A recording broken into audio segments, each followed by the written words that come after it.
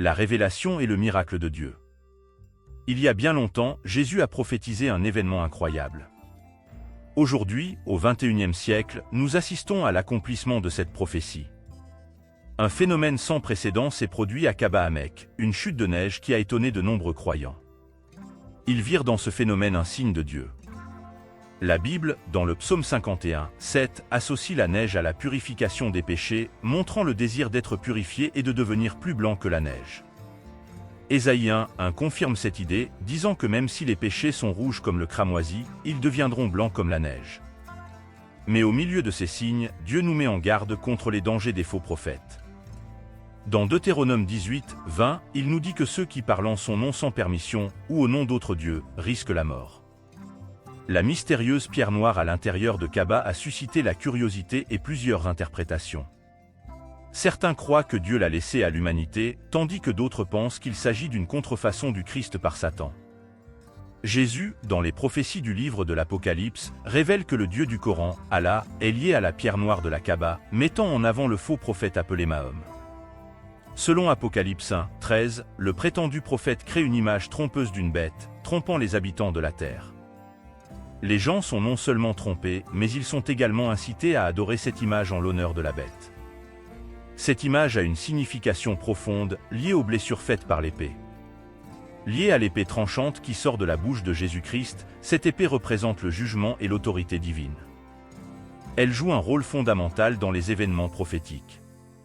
Lorsque nous approfondissons les révélations bibliques, nous découvrons que Jésus révèle de profonds secrets. Dans Apocalypse 17, 1, il parle de la bête qui était. Mais qu'est-ce que ça veut dire? Que signifient pour nous ces révélations aujourd'hui? Venez avec nous dans ce voyage de découverte et percer les secrets de la Bible. Ensemble, nous découvrirons la vérité derrière ces prophéties et miracles de Dieu. Restez avec nous jusqu'à la fin, car la vérité est plus impressionnante que vous ne pouvez l'imaginer. L'énigme de la bête, un voyage biblique. Imaginez une créature, une bête, si puissante et déroutant les habitants de la terre. Non seulement cela trompe les gens, mais cela les encourage également à adorer son image en son honneur. Cette représentation porte une symbolique profonde, liée aux blessures causées par l'épée. Mais ce n'est pas une épée ordinaire, c'est l'épée tranchante qui sort de la bouche de Jésus-Christ. Cette épée symbolise le jugement et l'autorité divine, jouant un rôle crucial dans les événements prophétiques. En approfondissant les révélations bibliques, nous découvrons que Jésus révèle de profonds mystères. Dans Apocalypse 17, 1, il parle de la bête qui existait autrefois, qui a disparu et qui est destinée à revenir pour être définitivement détruite. Ce mystère de l'alternance entre existence et non-existence intrigue particulièrement celui dont le nom n'est pas inscrit dans le livre de vie. Selon les Écritures, la bête a été expulsée du ciel et est désormais liée à la pierre noire. Ceux qui ne comprennent pas encore pleinement le véritable sens de cet événement, en ce qui concerne la Kaba, beaucoup croient qu'il contient quelque chose de divin et persistent donc dans leur fervente prière. Jésus nous conseille de nous éloigner des grandes villes, avertissant les fidèles de ne pas suivre le même chemin en Arabie Saoudite. Bien que l'entrée des chrétiens en tant que travailleurs étrangers soit autorisée, la pratique publique de la foi chrétienne est restreinte, obligeant nombre d'entre eux à pratiquer leur culte en secret dans leur pays. Cette limitation peut être frustrante pour ceux qui souhaitent exprimer librement leur foi et les plus sages recherchent un endroit où ils peuvent prier sans restriction aux côtés d'autres personnes partageant leurs croyances. Concernant la Kaba, les adeptes de l'islam pensent qu'elle a été construite par Abraham, appelé Ibrahim dans la tradition islamique, et son fils Ismaël. Initialement rejeté à la Mecque, Ismaël se réfugie à Yatrib, aujourd'hui connu sous le nom de Médine. Après son retour triomphal, la Kaba est devenue l'épicentre de la foi et du pèlerinage islamique, abritant la pierre noire et plusieurs statues de divinités païennes. On raconte qu'à son retour victorieux à la Mecque, Mahomet élimina les idoles de la Kaba, restaurant ainsi le sanctuaire au monothéisme associé à Abraham. Dans la tradition islamique, la Kaba aurait été bénie par Ismaël, le premier-né d'Abraham, établissant ainsi la pratique du pèlerinage annuel et du sacrifice rituel. Dans le christianisme, comme le rapporte le Nouveau Testament, Abraham est présenté comme un homme de foi. Il est le patriarche qui, même au milieu des épreuves et des tribulations, a maintenu sa foi inébranlable en Dieu. Son histoire nous rappelle à tous que même face à l'adversité, notre foi peut nous soutenir. Alors que se passe-t-il ensuite? La bête reviendra-t-elle? Et qu'est-ce que cela signifie pour nous? La réponse à ces questions reste un mystère, une énigme qui ne peut être résolue que par une exploration et une compréhension continue des Écritures. D'ici là, nous poursuivons notre chemin de foi, guidés par les paroles de Jésus et les enseignements de la Bible. La saga d'Abraham, foi, prophétie et antichrist.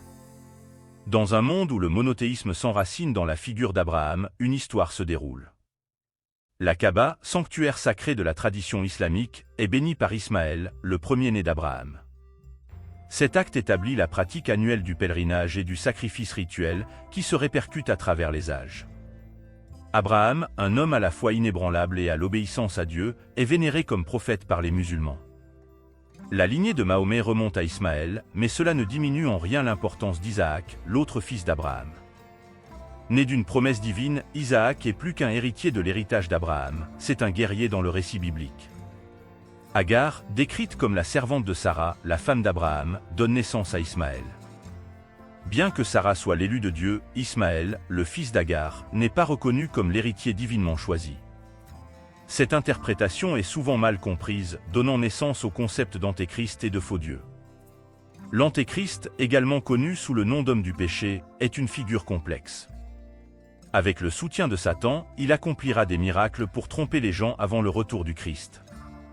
Cette idée est explorée dans les Thessaloniciens, où Dieu semble envoyer un avertissement aux gens pour qu'ils fassent attention à l'endroit et à la manière dont ils prient, les avertissant qu'ils adorent peut-être un faux Dieu au lieu du vrai. L'antéchrist, ou faux Dieu, est décrit comme une figure qui apparaît à une époque de grande injustice avant la fin des temps, apportant corruption et oppression pendant 40 jours ou 40 ans. Cet être marquera l'un des signes précurseurs du jour du jugement dernier, trompant beaucoup de personnes avec des miracles et de faux enseignements.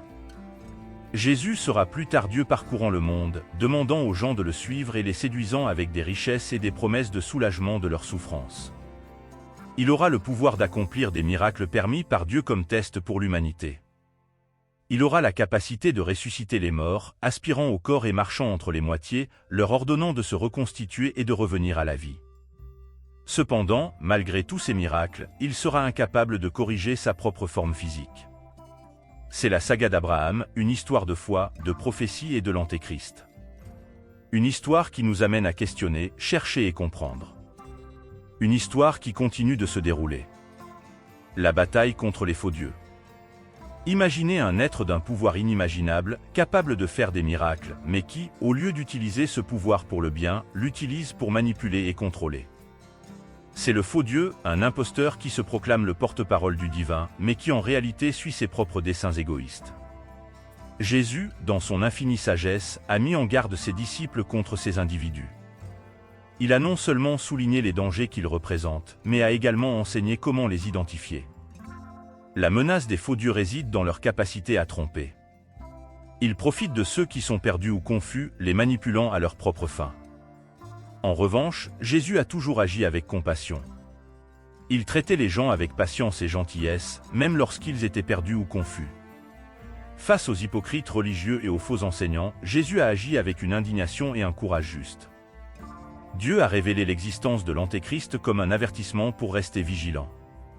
Il est crucial que nous ne soyons pas induits en erreur par de faux signes ou des temples trompeurs. Cependant, Dieu ne veut pas que nous soyons obsédés par la recherche de l'antéchrist, car cela pourrait nous épuiser et nous déstabiliser. Au lieu de cela, nous devrions concentrer notre attention sur Dieu, permettant à sa lumière de guider nos chemins. Actuellement, quelque chose empêche l'antéchrist d'accéder au pouvoir, mais cette barrière finira par être supprimée, lui permettant de dominer. Cependant, Dieu interviendra, détruisant l'antéchrist et jugeant ceux qui ont rejeté Jésus.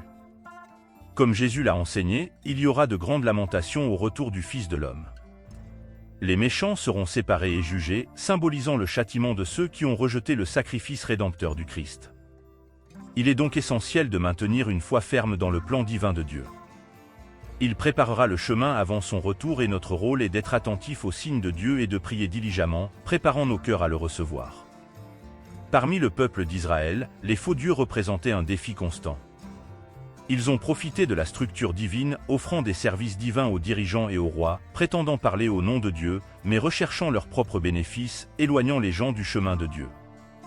C'est la bataille à laquelle nous sommes confrontés, une bataille contre les faux dieux. Mais avec la foi, la vigilance et la direction de Dieu, nous pouvons endurer et rester fermes sur notre chemin. Le vrai visage des faux dieux. Imaginez un monde où la vérité est déformée, où des dirigeants sans scrupules se tournent vers de faux dieux pour manipuler et tromper. C'était le scénario en Israël tel que rapporté dans l'Ancien Testament. Mais que faisaient réellement ces faux dieux? Premièrement, ils ont pratiqué le lavage de cerveau, déformant la vérité et offrant des messages réconfortants et encourageants pour plaire à ceux qui voulaient se sentir proches de Dieu sans faire face à de véritables difficultés. Ézéchiel 13 nous en donne une image claire. Deuxièmement, ils ont créé des illusions. Certains de ces prophètes ont délibérément trompé Israël, tandis que d'autres croyaient à tort que leurs propres idées étaient divines. Troisièmement, ils ont menti. Dieu n'a pas toléré les mensonges ou les erreurs de la part des prophètes et de ceux qui lui attribuaient faussement leurs paroles. Finalement, ils ont menacé. Les faux prophètes s'opposaient souvent aux vrais messagers de Dieu, alimentant leur popularité avec des messages agréables, mettant ainsi en danger les prophètes légitimes, les gens ayant tendance à préférer les prophéties confortables de ces imposteurs. Mais rappelez-vous que les faux dieux ne se trouvent pas seulement dans le monde extérieur, mais aussi dans nos idées fausses. Dieu n'est pas une entité colérique et vengeresse désireuse de punir. Lorsque nous insistons sur sa sainteté et son juste jugement sur l'erreur humaine, nous risquons d'oublier son profond désir d'être miséricordieux. La Bible et les enseignements de Jésus soulignent que même si le rejet de Dieu a des conséquences, l'accent divin est mis sur la miséricorde. Dieu ne veut pas que quiconque se perde.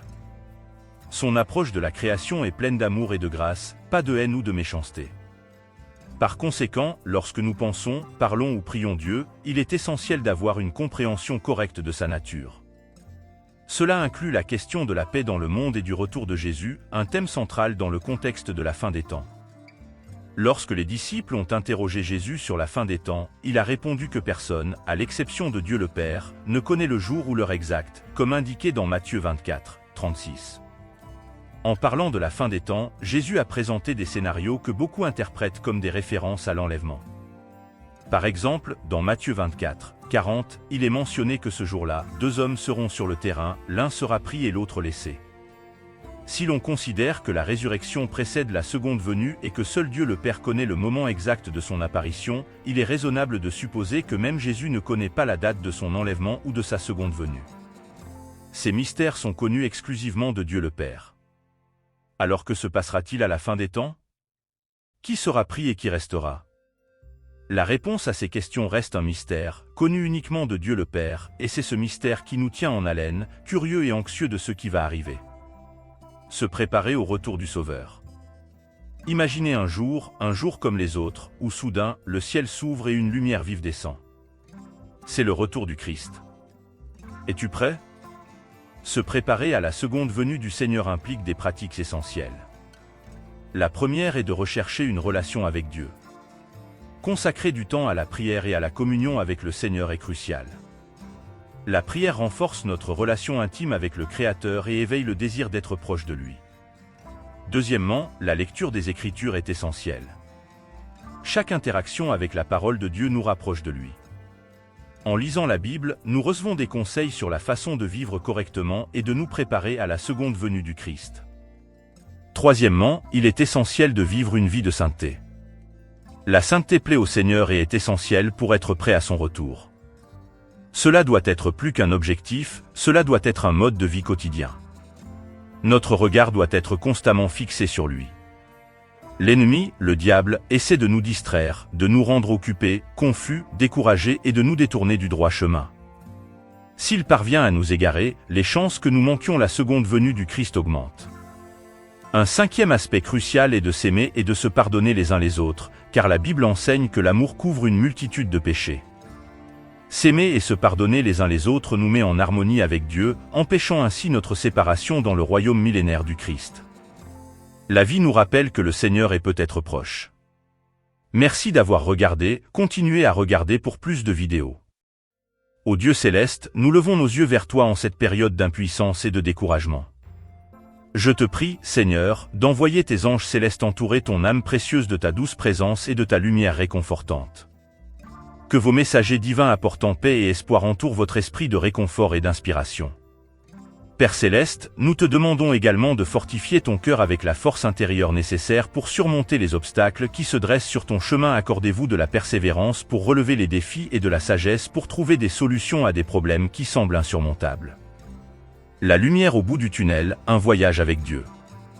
Au milieu des ténèbres qui nous entourent, nous faisons appel à toi, Dieu miséricordieux, pour nous guider vers la lumière au bout du tunnel. Que chaque pas que vous faites soit illuminé par la clarté divine et accompagné de la certitude qu'il est avec vous à chaque instant. Que les anges murmurent des paroles d'encouragement à votre cœur, dissipant les ténèbres qui vous entourent. Cette prière au Seigneur est un baume pour votre âme.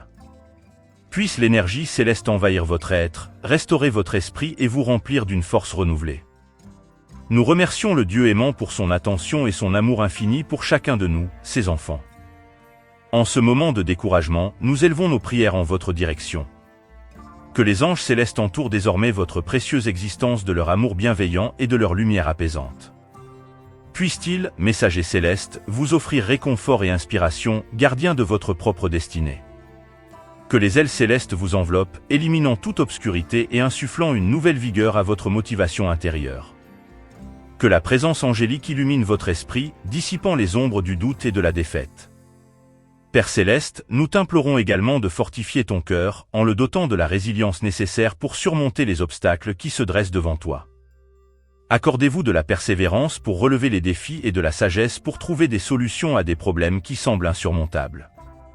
Nous faisons appel au Dieu miséricordieux pour qu'il nous guide vers la lumière qui brille au bout du chemin. Que chacun de vos pas soit illuminé par la clarté divine et puissiez-vous ressentir la certitude de notre présence à vos côtés.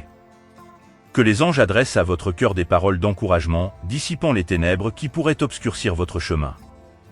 Que cette prière au Créateur bienveillant soit un cri pour votre âme, que l'énergie céleste vous envahisse, restaurant votre esprit et vous remplissant d'une force renouvelée.